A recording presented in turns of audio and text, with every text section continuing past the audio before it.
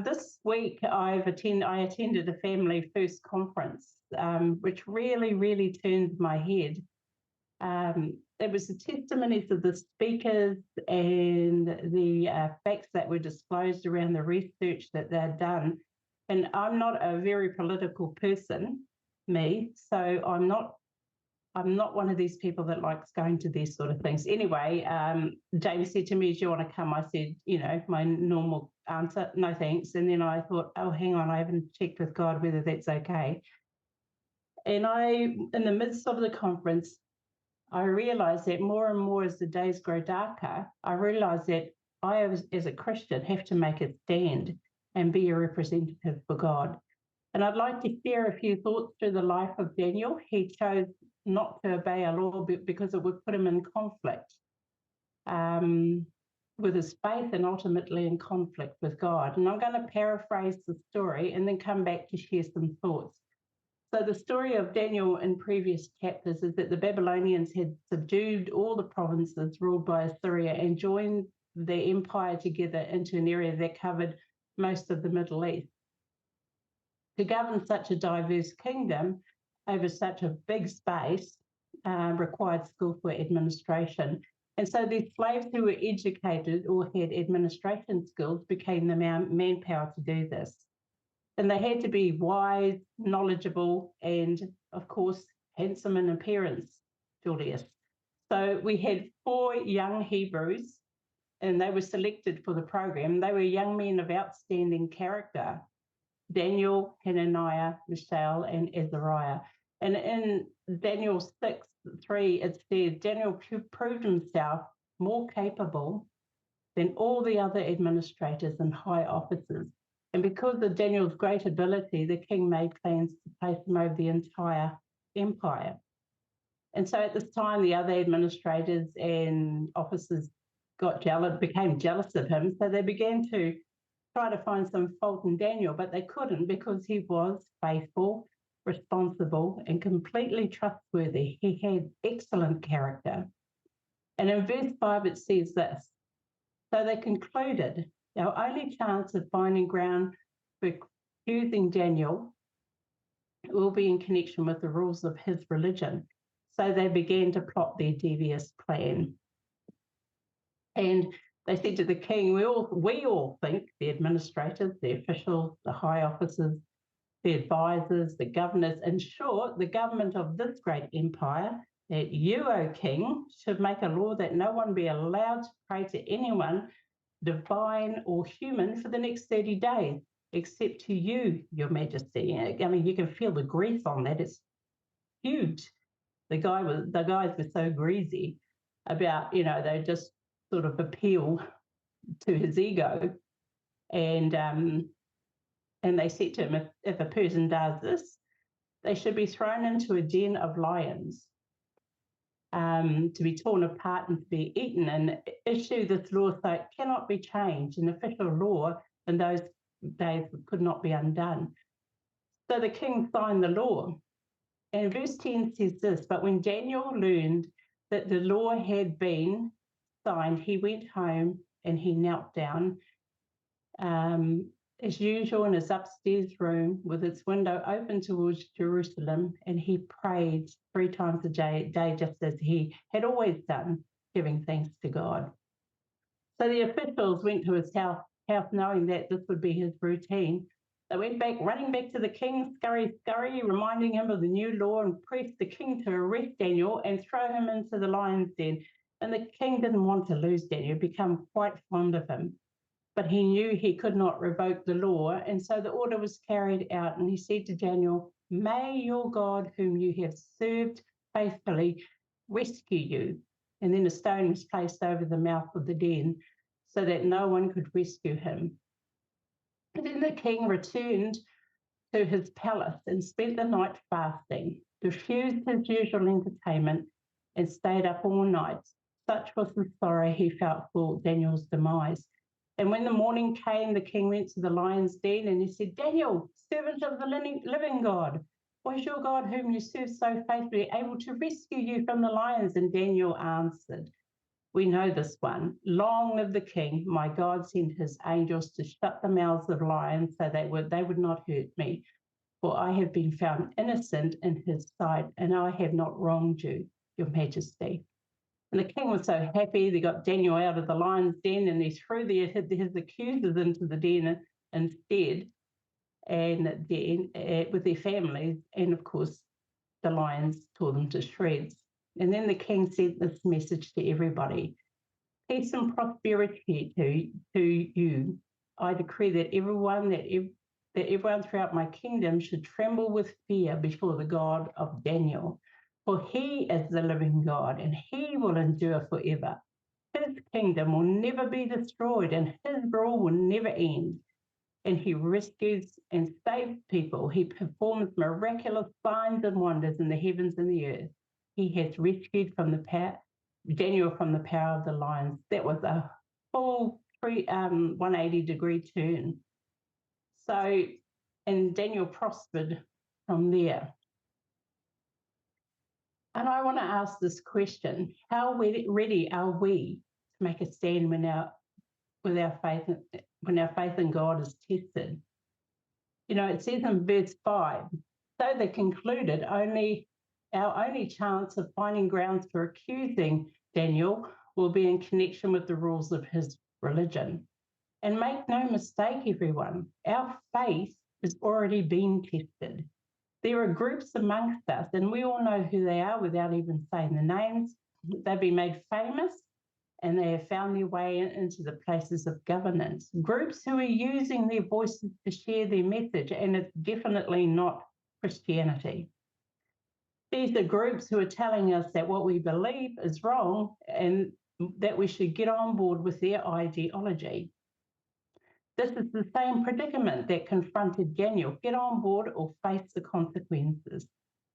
How ready are we, when we are confronted by this? I have pretty much, even as a church leader, at times put my head in the sand and tried to ignore it, hoping that it'll go away, or at best be somebody else's problem, not mine. And do you know what's happened when I buried my head in the sand?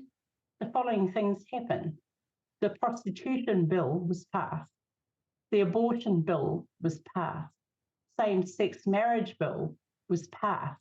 And all of these were moral issues, the issues that God has raised us up to face and to talk to. And as a Christian, God was asking me to make a difference. But you know, there's this old saying that says that bad things happen when good people do nothing.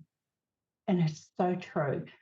And if I truly, truly believe that I could do something about it, I would have been there, but I wasn't. And you'll notice that there's no mention of the other three men who were chosen alongside Daniel. I wonder if they were like me, just hoping Daniel could sort it out and they could stay right out of it. So, you know, Ephesians 6 verse 1 says this: put on all of God's armor so that you will be able to stand firm against all the strategies of the devil. For we are fighting not against flesh and blood, but against evil rulers and authorities of the unseen world, against mighty powers in this dark world, and against evil spirits in the heavenly places. And when we put on the whole armor of God, it's not just the passive protection. Okay, I put my clothes on, I put my protective clothing on, and I'll just wait.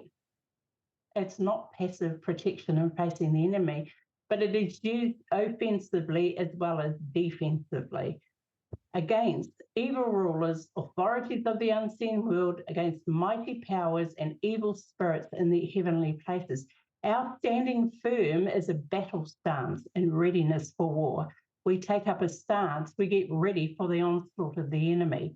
We don't just wait for something to happen, because we are closed and ready for battle. So the next question we would ask ourselves is, where would I start? Daniel's our example. In Daniel 6 verse 10, it says this: but when Daniel learned that the law had been signed, he went home and knelt down as usual in his upstairs room. with its windows open towards heaven. He prayed 3 times a day, just as he had always done, giving thanks to God. So Daniel did what he always did.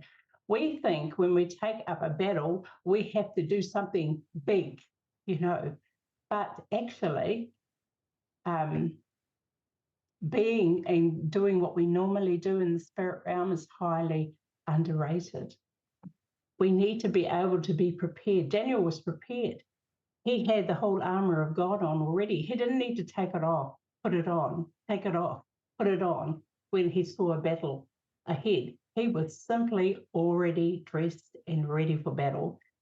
And his first place of call was before the Lord. And that is where we begin. Whenever we are facing a battle or wherever we see a battle coming, we go to prayer. We win the battle on our knees.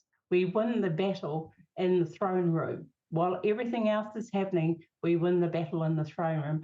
And it was from this place of prayer that Daniel entered into the battle. Do you know what? For us to be effective in this fight, we must first be in the fight. Too often we stand on the side and make comments, and we're like sports commentators. Do you know, sports commentators see the game, they're excited by the game, they comment on strategies and cheer when the goal is had, but they're still not in the game. They're still not in the game. They're still on the sideline. And, just sort of a note here or a caution here, there are many causes that we can get involved in. And it's important before getting involved that you find out yourself what the cause is about. Educate yourself and be informed on the topic. If there are laws, find out what they are. Pandemics, politics, education bills being passed. Be educated and make sure it's not false information. There's a lady in our church who has nothing to do with politics, but you ask her anything regarding politics, and I've always been absolutely amazed. She is able to give you recent information on any subject because she is always making sure that what our nation is up to is her business. And, she just says, I've looked at this piece of information and I'm not sure that it's right. So she's questioning all the time. Is she an activist? I don't think so. I think she might be a spiritual activist because she gets in there and she has a fair go at it. But I think this is the next step for us as a company of people to be informed. This year is a year where I have been to so many seminars and conferences, and it's always been about picking up information and then being and getting different people's views on things. And I've never been, as I said before, I've never been that sort of a person. I've just left politics to everybody else. But I believe God is saying to us as a people, it's time to take your head out of the sand and begin to change the spiritual atmosphere.